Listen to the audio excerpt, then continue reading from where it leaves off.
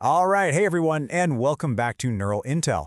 So today we are really questioning the very foundations of, well, everything we've built with transformers.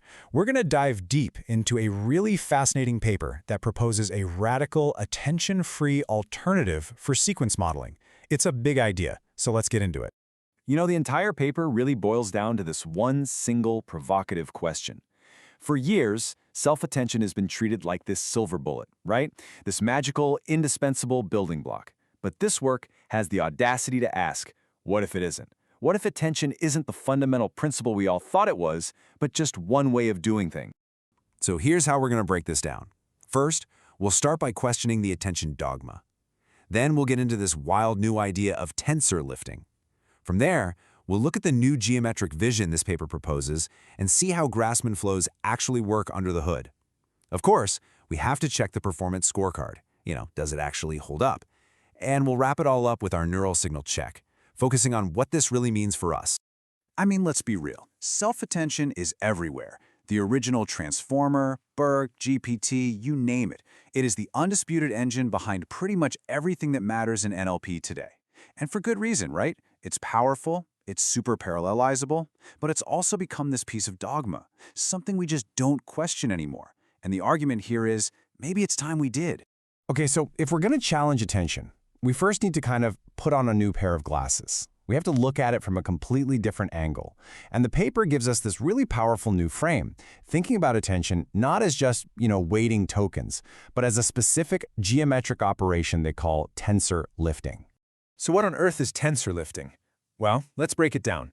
Imagine your sequence of tokens is like a simple string of beads. Pretty straightforward, right? While tensor lifting is like taking every single bead and for each one, creating this incredibly complex web that connects it to every other bead in the string with its own specific value. All of a sudden, you're not dealing with a simple string anymore. You've lifted your problem into this massive, mind-bogglingly complex space of all possible pairwise connections. And this whole process has some pretty serious consequences, right? First, it's extremely fine-grained. We're talking about a learned weight for every single token pair, in every head, in every layer. Second, that means the dimensionality just explodes. The model state isn't just the tokens anymore. It's this giant evolving cloud of attention tensors. And maybe most importantly, it's almost impossible to compress. There's no clean, simple way to summarize what's going on. And this leads to the paper's central claim, and it is a big one. The whole black box problem, the reason these models are so uninterpretable, the argument is that it's not just because they're big. It's because the very operation at their core, this tensor lifting, is fundamentally untraceable by its very nature. Once you jump into that massive unstructured space, you've basically thrown away any hope of having a clean, mathematical handle on what the model is actually doing. Okay, so if that's the problem, what's the fix? Well, the paper suggests we need a totally different philosophy. Instead of this chaotic, unstructured lifting, what if reasoning was more like a controlled flow, like water moving through a well-defined channel? And that channel is a very specific mathematical object, a manifold. And this slide just lays it all out. The difference is night and day. On one hand, you have self-attention, this unstructured, messy tensor lifting into a space that just explodes in size and is basically a black box. On the other hand, you have Grassmann flows, a controlled, geometric flow on a finite-dimensional manifold. One is opaque, the other is defined by clear algebraic structure. It's a completely different way of thinking about the problem. So what exactly is this Grassmann manifold? Okay, stick with me here. It's actually a really cool concept. Imagine you have some high-dimensional space. Let's just say a big 3D room to keep it simple. The Grassmann manifold isn't the room itself. It's the collection of all possible two-dimensional planes that you could fit inside that room. Every possible slice, at every possible angle. The model is basically using these planes to capture the local structure between tokens in a really neat geometric way. All right, so that's the theory. But how does this actually work in code? What's the mechanism? The authors introduce a new layer to replace the standard self-attention block. It's called the Causal Grassmann mixing layer. And it breaks down into 4 main steps. It sounds complex, but the flow is actually pretty logical. First, you take your big hidden state vectors and you shrink them down, a linear reduction to a smaller dimension R. Second, you grab pairs of these smaller local tokens and you encode the relationship between them as a single point on that Grassmann manifold we talked about. This is done using a classic method called the Plücker embedding. Step 3, you take those new geometric features and project them back into the model's main hidden dimension. And finally, step 4, you mix it all together. You use a learned gate to fuse the original hidden state with these new geometric insights. So information is flowing through these geometric transformations, not these messy attention weights. Okay, that is a ton of beautiful math. It's super elegant, but you and I both know the real question is, does it work? Does it actually perform? So let's check out the performance scorecard. First up, let's talk complexity. And honestly, this is a huge deal. We all know the pain of self-attention's quadratic scaling. Your sequence length doubles, your compute goes up by 4 times. It's a killer for long contexts. While the Causal Grassmann layer is linear, O of L. That's a different world. It's a fundamentally more scalable architecture, period. So what about language modeling? On Wikitext 2, we can see the results here. The transformer baseline hits a perplexity of about 235.